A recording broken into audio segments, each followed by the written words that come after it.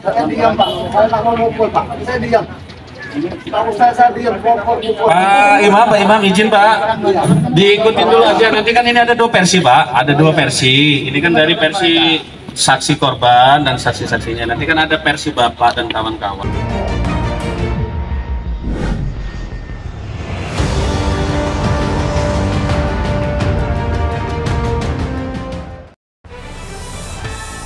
Rekonstruksi terkait dugaan pengeroyokan dengan tuduhan yang melibatkan seorang wartawan digelar di Polres Lampung Utara.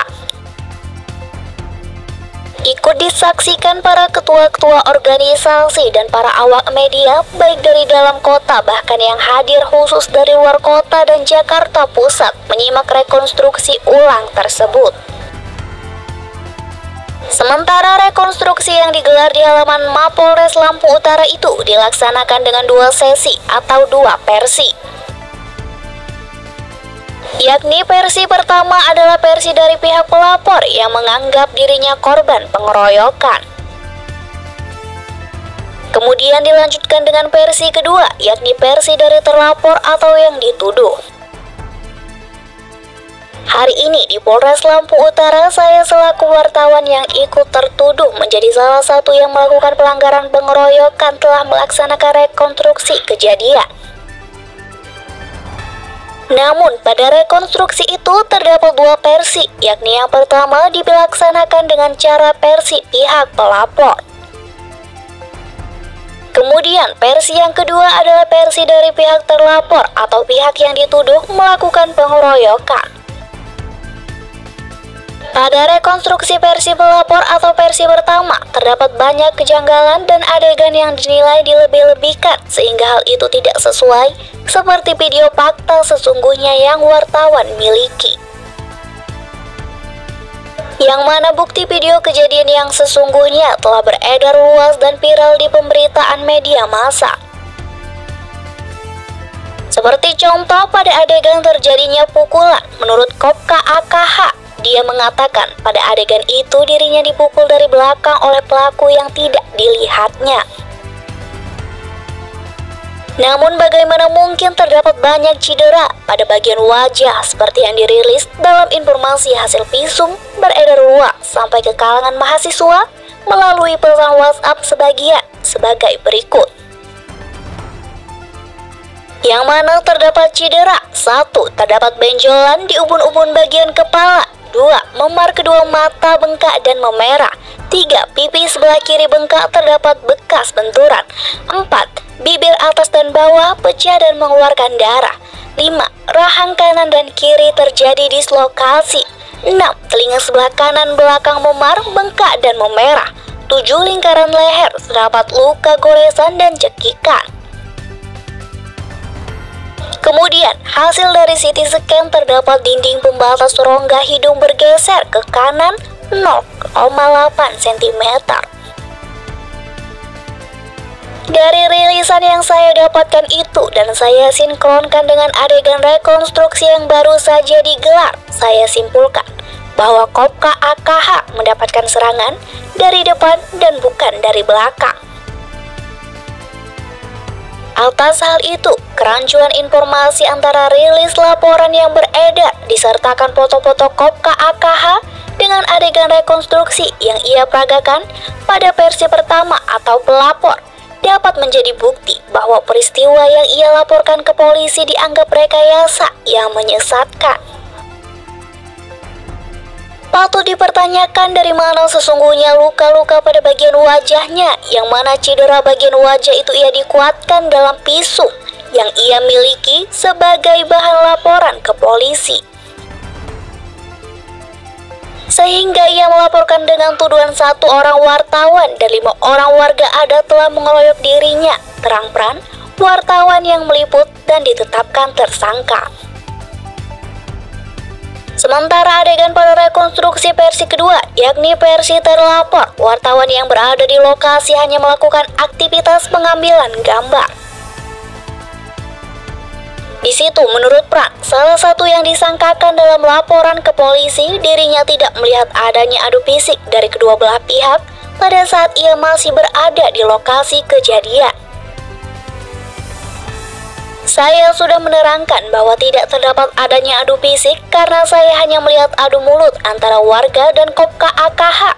Hal itu dapat saya buktikan dengan video yang saya miliki.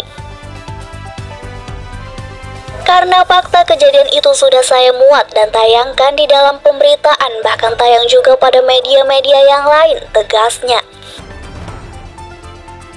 Selain itu, wartawan itu juga membeberkan bahwa terdapat video lain yang bersumber dari kamera para saksi pelapor yang ia miliki. Di sana juga menurut Pran, wartawan, tidak terdapat adanya baku hantam seperti apa yang dituduhkan dan ikut dimuat dalam berita. Atas hal itu, Pran yang merupakan wartawan yang kini statusnya telah ditetapkan tersangka dari sebelum adanya rekonstruksi. Ia menolak atas status itu karena menurutnya fakta kejadian telah jelas ada pada bukti video yang real tidak dapat diedit-edit. Sementara terkait adegan yang ia peragakan dalam versi pelapor yang mana ia mengikuti instruksi dari petugas kepolisian, atas adegan yang ia laksanakan, banyak bagian yang tidak ia benarkan. Pada adegan versi pelapor, saya sudah mencoba untuk menolak dari beberapa adegan yang tidak saya lakukan. Meski adegan yang saya anggap rancu atau tidak sesuai fakta, itu tetap saya peragakan.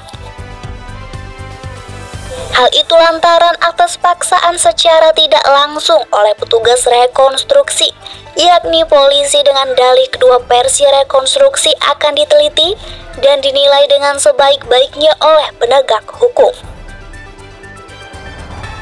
Saya tetap berpegang teguh pada rekonstruksi yang kedua atau versi kami sebagai terlapor, karena saya memiliki dokumentasinya dan sudah beredar luas di pemberitaan, ujarnya.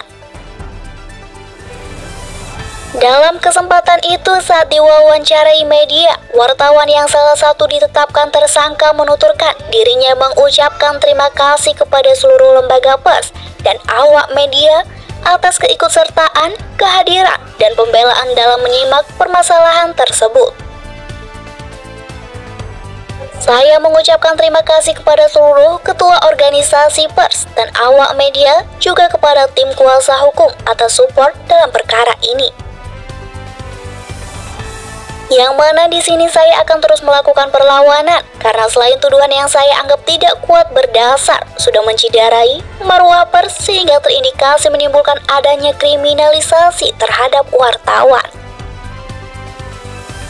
Atas hal itulah persoalan ini menjadi sorotan seluruh organisasi pers dan wartawan di Indonesia, ucap Pran.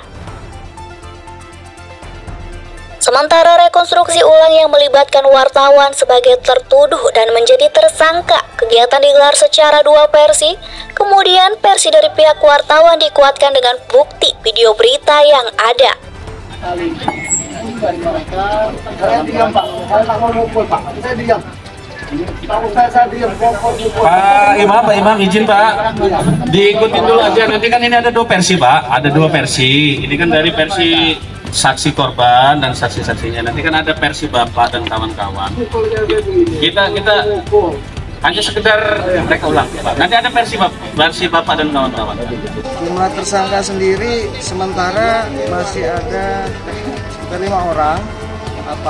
Apakah dari mereka ulang ini akan bertambah atau berkurang, nanti kami akan berkoordinasi dengan kejaksaan.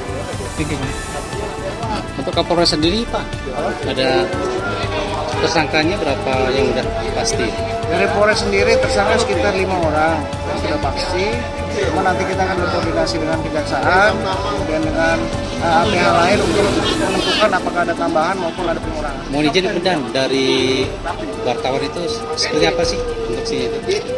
Dan dari wartawan, jadi berdasarkan alat bukti yang ditemukan selama proses penyidikan dengan keterangan dari korban maupun saksi-saksi lain, bahwasanya terlibat dalam peristiwa penganiayaan atau pengeroyokan. Jadi sementara kita tetapkan sebagai tersangka. Untuk tindak lanjutnya kita menunggu proses penyidikan lebih lanjut. Terima kasih Bang. Terima kasih Bang. Dari rekonstruksi yang sudah dilakukan ini kan ada dua adegan. Adegan pertama versi keterangan dari pelapor. Adegan yang kedua versi keterangan dari terlapor. Dalam hal kedua versi ini cukup berbeda. Kalau menurut kami ini harus ada saksi dari kubu yang netral. Karena kendati pun dari kedua antara pelapor dan terlapor ini mempunyai saksi masing-masing, ini kan dua kubu yang berlawanan. Artinya dari kubu versi Angkatan Laut, dari kubu versinya John Eric. Kendati pun saksi masing-masing banyak dan mereka mempunyai masing-masing bukti visum adanya kekerasan itu. Nah, artinya masing-masing mempertahankan argumen, maka harusnya ini ada saksi netral dari pihak yang netral.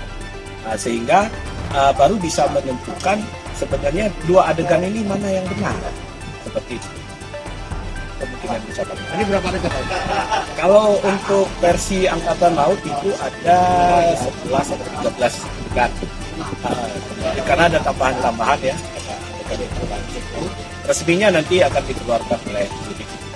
Bang, kita sendiri yang dipukul berapa orang?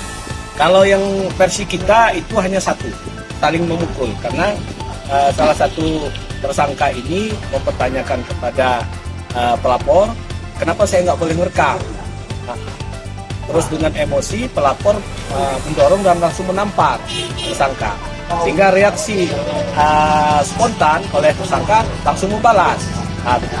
Tapi tidak berlangsung lama karena ada salah satu dari tersangka juga langsung narik baju kawannya ngajak pulang, sehingga tidak terjadi baku hantam seperti apa yang disampaikan oleh versi dari Angkatan Laut. Dari versi dari Angkatan Laut berapa orang yang terlibat? Kalau versi dari Angkatan Laut semua tersangka ini terlibat dalam baku hantam.